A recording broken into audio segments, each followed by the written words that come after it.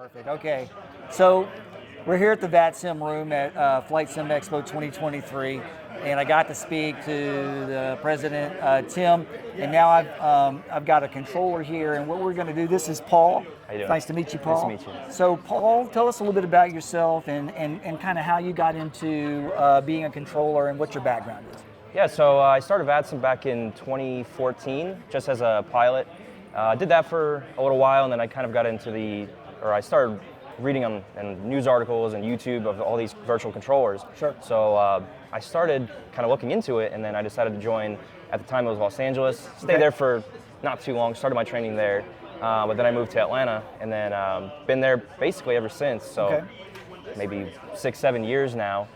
Went through the ratings and decided I really like the ATC side of things specifically. Sure. So I decided to pursue that now in the military. So now I'm in the Air Force doing ATC, doing what I love.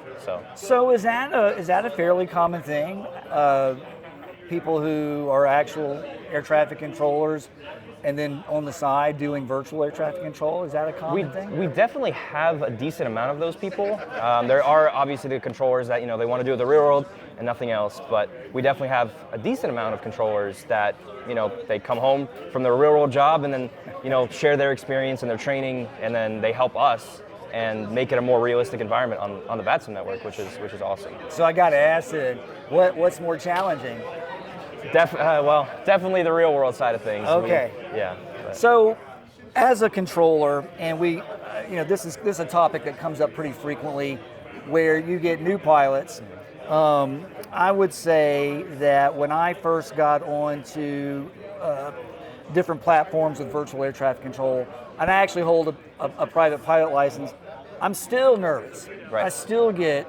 I don't know, terrified, but sometimes it's terrified. Now that first time that you key up on the mic. So if you had some advice for new pilots, what would you say? What would you tell them? So the first step that I would do is simply just connect at an airport, a little 172 or whatever you want, and just observe. Just tune into a frequency, preferably if it's busy, and just observe, just listen in and hear what's going on, hear how everybody's talking to each other. And then start progressing into a smaller, less busy airport. Okay. Do some pattern work. Go out, do some VFR reference maneuvers, whatever you want to do. But the biggest thing that I would say not to do is connect in an airliner in a busy event, and especially if you don't have that experience, it's going to be overwhelming, regardless. So definitely start off small, just like in the real world. Sure. You're not going to get into a 737. You're going to start in a 172, preferably at a smaller airport, and you're going to build up. And that's exactly what I did in the real world as well. You start off small, a little 172, or whatever it is, DA40, and then you build up your confidence and everything else. So just like on the network. So start small, nice and quiet airport, and then you can get in your 737 and fly across the pond, or 747. So as a controller, are there, I know you guys work up, and I think you basically kind of tend to stay at the same place for the most part, but are there controllers out there that do calling the shots for the say the Class Ds and those kind of sizes? So we definitely have. So there's different ratings to a controller. Sure. So just like as a pilot, we're not going to start you off at the busiest airport in the airspace. So I'm going to take Atlanta for example. We're not going to put you on Atlanta Tower your first day, right? So we're going to start you nice and easy in a Class Delta or Class Charlie airport. You're going to learn the very basics. This is how you clear an aircraft. This is how you taxi an aircraft. This is what the rectangular pattern is. And then we're going to build you up to the more complex things. So you're going to start off in the tower, and then we're going to build you up into the radar. But once you get to the radar, again, we're not going to put you on Atlanta approach or Charlotte approach. We're going to start you nice and easy, again, the Class Charlie airport, and then we're going to build you up. But you're also in a simulator within a simulator. Sure. So we're not going to put you on the live network working real airplanes your first day. So we're going to put you in something called a sweat box, which is, like I said, a simulator within a simulator. Okay. And so if you're the controller in training and I'm the instructor, I'm going to be sitting here. I'm going to be the pilot, and I'm going to be typing commands as you say. So if you tell a pilot to climb and maintain 8,000, I'm going to put on my side, climb and maintain 8,000. You're going to see that target go to 8,000 feet. Sometimes I will try and I'll purposely do something wrong and see if you're able to correct that mistake. Sure. But like I said, just like a pilot, we're going to start you out slow, no nothing complex or too complex, and then we're going to build you up. That's awesome. Is there any, do you ever hear from real world pilots, either they're student pilots or they're current pilots, maybe they're learning to fly or maintaining something, or maybe they're older retired pilots who aren't flying anymore? What do they say about the benefit of being on something like VATSIM? Yeah, so for private and even instrument and beyond, honestly, even for me. So when I started my private pilot license, my instructor was very impressed that the first day I can talk on the radios on my discovery flight. I'm like, yeah, I can take care of the radios.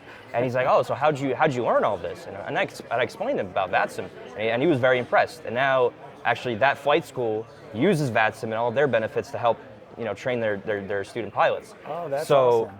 Definitely getting on, and while you're training, especially, and just practicing whatever you're learning, whether it's traffic pattern, whether it's for instrument, your practice approaches, whatever it is, getting on the network, speaking to ATC, that will definitely help you in the real world, and it will save you a lot of time and a lot of money and a lot of stress.